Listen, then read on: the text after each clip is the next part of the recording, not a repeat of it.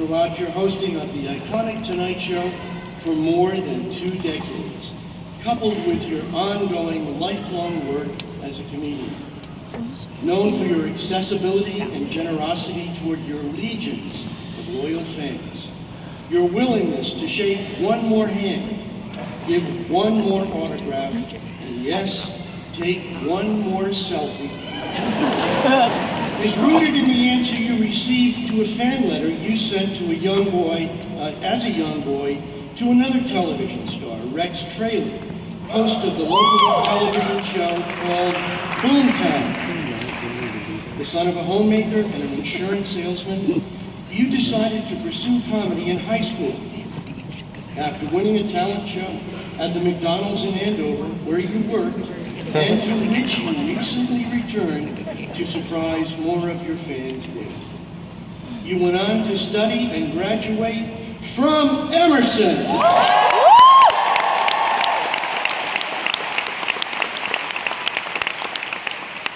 Writing comedy sketches with your roommate, performing comedy on campus, and earning extra cash by doing routines at local coffee shops and working in garages.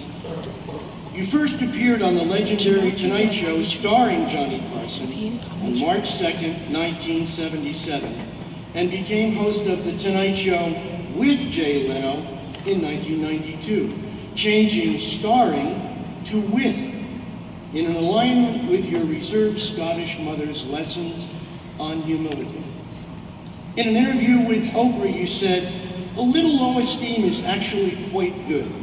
There's nothing wrong with feeling like you're not the greatest. Maybe you are not the best. You should work a little harder." That's my mom's thing. And work a little harder you have. Frequently referred to as the hardest working man in show business, you have said, it's only work if you don't enjoy it. Most people have a job, not a career. This is a career for me. Offstage, your children's books have been bestsellers in the New York Times. Your voiceover work in such films as Cars and Igor have drawn accolades. Cars, not the animated film, have been another passion of yours. Setting an example for all who have found professional success, you have committed your talents to benefit the less fortunate, helping to raise enormous sums for those lives that were devastated by 9/11, the tsunami in Thailand, the hurricanes in the Gulf, and the severe economic downturn in Detroit. And just the other day, you drew media attention to the harsh policies being imposed by the Sultan of Brunei on his people by joining other protesters outside of a hotel in Los Angeles, giving us a shining example of Emersonians' commitment to civic engagement.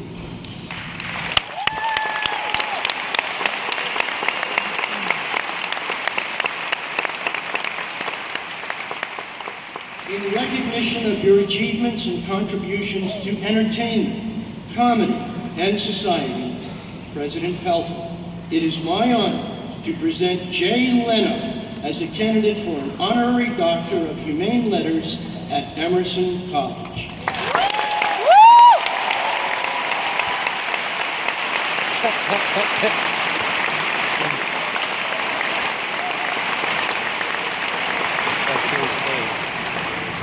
Jay Leno, welcome home.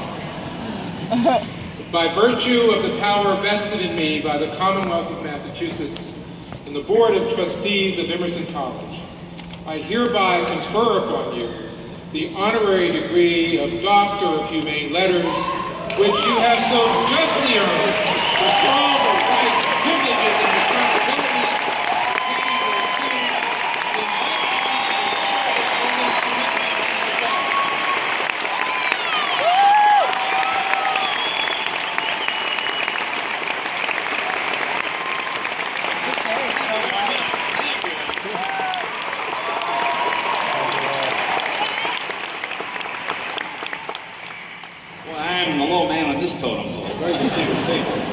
I want to thank Don Lemon for taking time out for looking at that airplane to be here today. I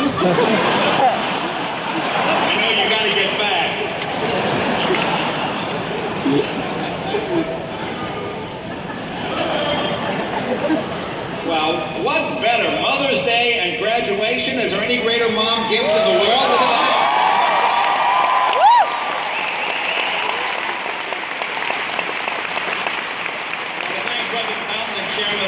Jeff, for the opportunity to be with you today. You know, I'm stunned to be here. I still can't believe that I'm a college graduate. I still have nightmares that I have tests to take. You take my word, but I was a terrible student. I'm dyslexic. Here's how dyslexia was treated when I was a kid. Smart enough. Hey, smart enough. Hey, smart enough. That was the cure for dyslexia.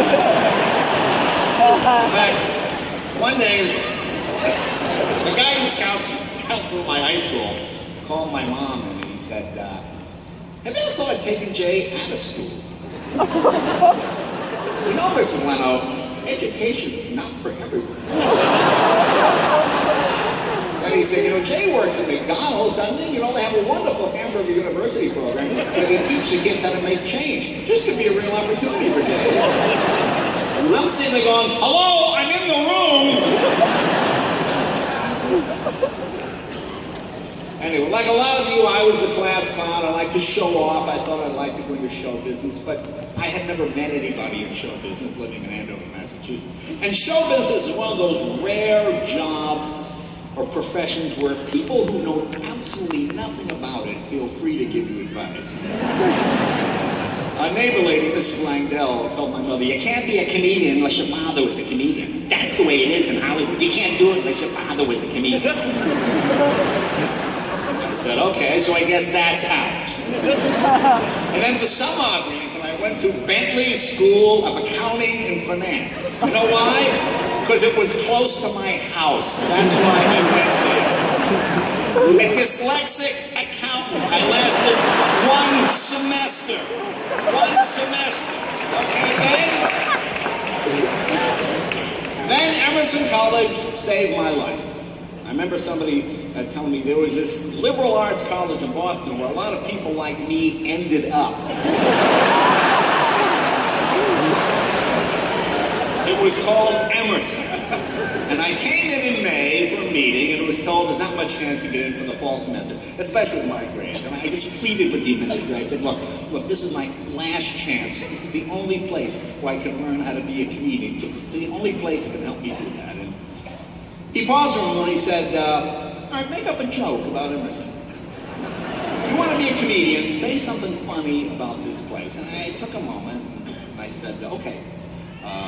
Here's the weird thing about Emerson College. You can have girls in your room, you can have drugs in your room, you can have sex in your room 24 hours a day if you wanted to. The only thing you're not allowed to have, a hot plate.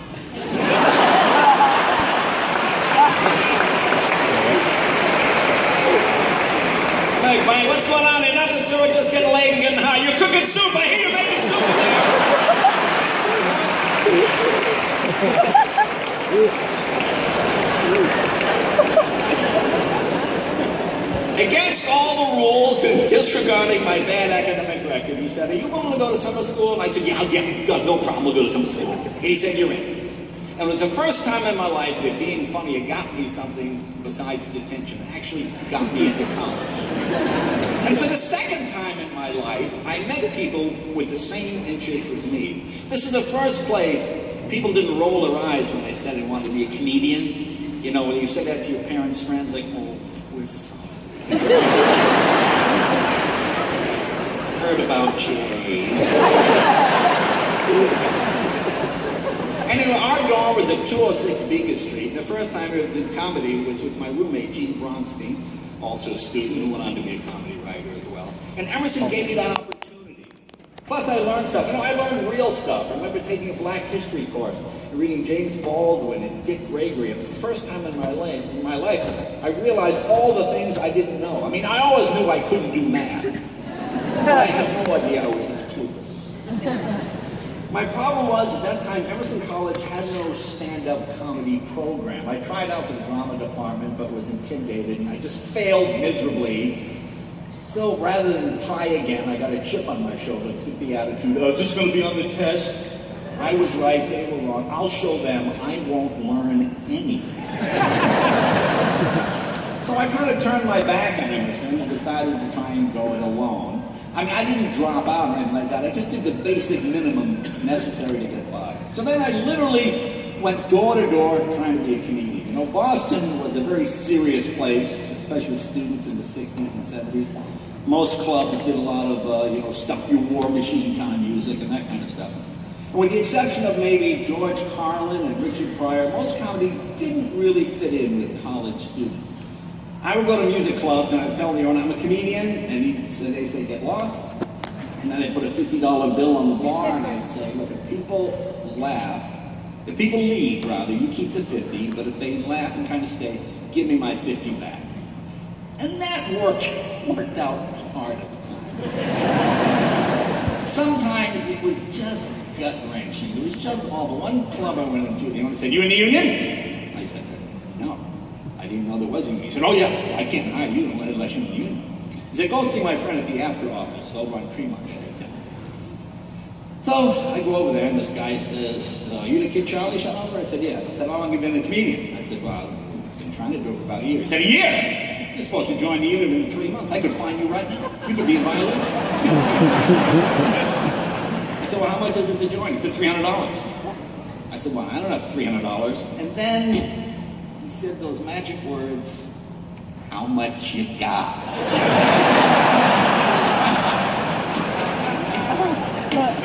You know, I knew I was making a mistake. You know, you just wanted to believe. I just knew I was making a mistake. I just wanted to believe. So I gave him all the money that I had. I said, I had $75. He said, don't give me that. Then he gives me his business cards, and right in the back of the business card, Union Man. He says, you show this card to any club. I felt like Coco in Fame. Remember that movie? So I got this card that says Union Man, and I go back to the nightclub, and I hand it to the guy, and the guy breaks out laughing. And says, we don't hire comedians, get lost. Okay, now I'm stupid and broke. I used to drive to New York every single night to try and get out of the Improv in New York City. At the time, that was the only place that featured unknown comedians. I'd drive to New York every day after class, rather, and I'd sleep in the alley a couple of blocks from the Improv. It was the only dead-end alley around, so it was pretty quiet until midnight when the prostitutes would bring their customers there, and I'm sleeping like 15 feet away and going, really? This is show business? This is what a college degree gets me. But my saving grace was Emerson College, because no matter how awful the gigs were, I always had a place to go back to. Technically, I wasn't a homeless comedian. I was still a college student trying to be a comedian. And Emerson College let me do that. And nobody's more stunned than I was when I graduated. You know, this is the first time in my life I had ever finished anything. And I honestly believe if I could graduate college, oh my God, I could do anything. So what I want to do now is try to pass on to you some of the things I've learned about show business. Here are 20 rules in no particular order. Okay. First rule of show business, okay? Try not to get a regular job. When you have a regular job, you wind up acting like regular people. And if you graduate from here, you are not a regular person.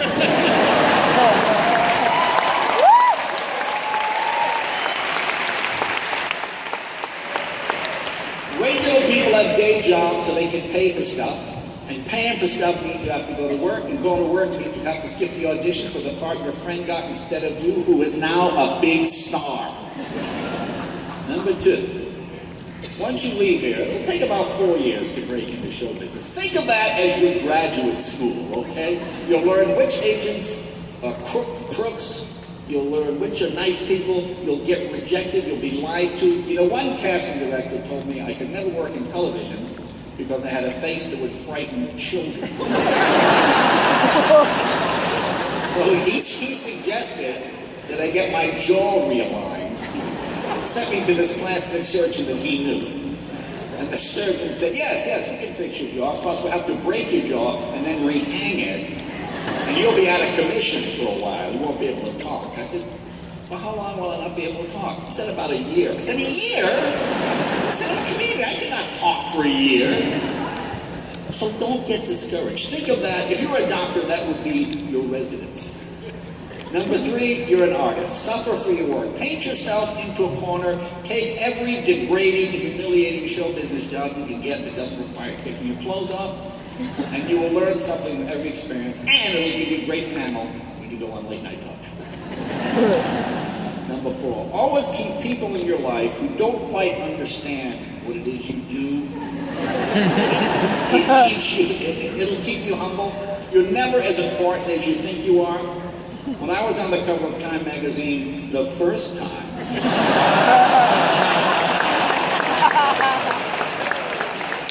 Don Lemon.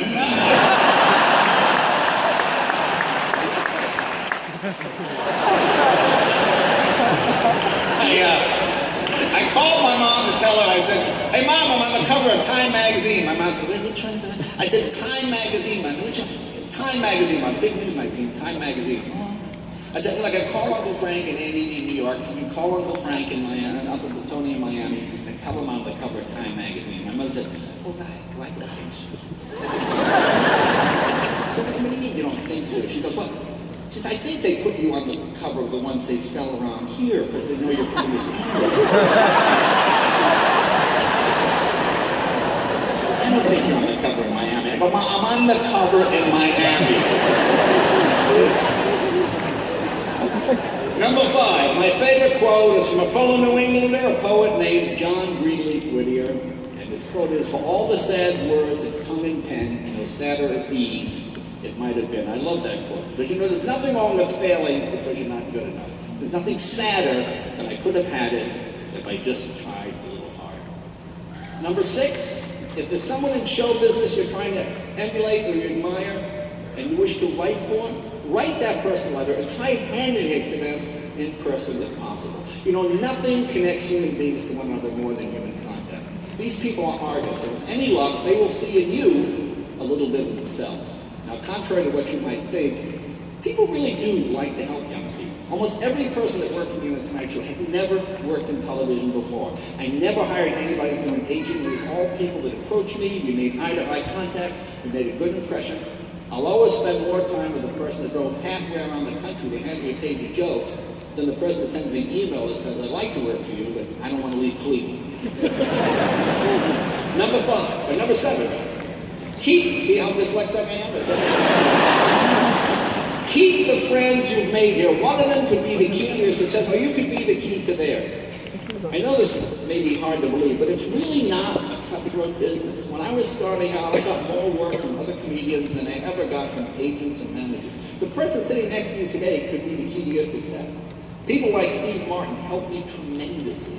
And when I had a little success, I personally went to Johnny Carson to tell him about Ellen DeGeneres.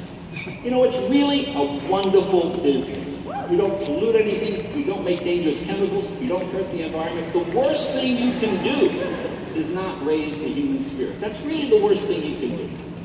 Number 8, do not judge your own success by the success of others. I was very fortunate. When I started out as a comedian, I was the only comedian I knew. So consequently, I had no idea how terrible I was. When I was doing old people's birthday parties for the state for $10 a day, I thought, oh, I had made it. Bessie, you like comedians? And that's what it was a nightmare. I had no idea how bad it was. But by the time I got to Los Angeles, I met Letterman and Robin Williams and Jerry Seinfeld. I've been doing it for a few years. I wasn't thrown how good the competition was. Number 9, never turn down a job because of the money. Only turn it down because you don't like it. Money will come later. Don't even worry. Number 10, it's nice to believe in yourself. It's better to have other people believe in you. Really is. Number 11, here's another rule I've observed. If you can stay in this business for 7 years, you can stay in it the rest of your life. By that I mean, if you can physically make it to the stage or the recording studio or the movie set for 7 years without screwing up, you will make a living in this business. I know that sounds simplistic, but think of all the careers that have been sidelined by greed and envy and drugs and alcohol, sex, ego. It's usually never your talent or ability that does you in. It's one of those things, so keep your eye on the ball. Now, I know this might sound odd, but it's really a genetic flaw that makes us go into show business. I mean, what normal people wants to stand on the stage and have vegetables thrown on them? They don't. I read somewhere that most people's greatest fear is having to speak in public. They're frightened to death of it. We are fortunate to live in an age when it obviously pays huge dividends. This was ancient Rome. And Caesar said, why are those soldiers laughing? Well, that man is entertaining them. Really? Kill him. Number 12, you can never make it too late, you can only make it too soon. You know, show business is like golf. If you play it right, you can do it to your 80s. When you start out in show business, I know hours or days, days or weeks, weeks or years. I thought I was the oldest guy. I thought I was the last guy ever to do the Tonight Show. I was only 27 years old. But then we get to the guy age, the whole thing turns around, and years or weeks, and weeks or days, and days or hours, so it's attention. Number 13. If you can't get in the front door, go through the back door. You know, for years I couldn't get the Tonight Show. I auditioned, I just couldn't get it. You know why? I wasn't good enough. Nothing personal. I wasn't good enough. So I did every second-rate cable, bad talk show I could get my hands on until I was good enough. Don't pout and be an a-hole like I was when I couldn't pass the drama audition. Keep trying. Number 14. You can only live in the time you live in. You know, I had a young comedian come up to me one time and he said, well, you and Letterman and Seinfeld, you guys all came up during the golden age of comedy when it was easier. All right, so what are you advocating? Time travel? Shut up. All right, number 15. This one's really important. Don't have a relationship with a partner who doesn't get it. If you're someone who says, why do you have to go to so many auditions? Next, move on. That person is not for you. Okay?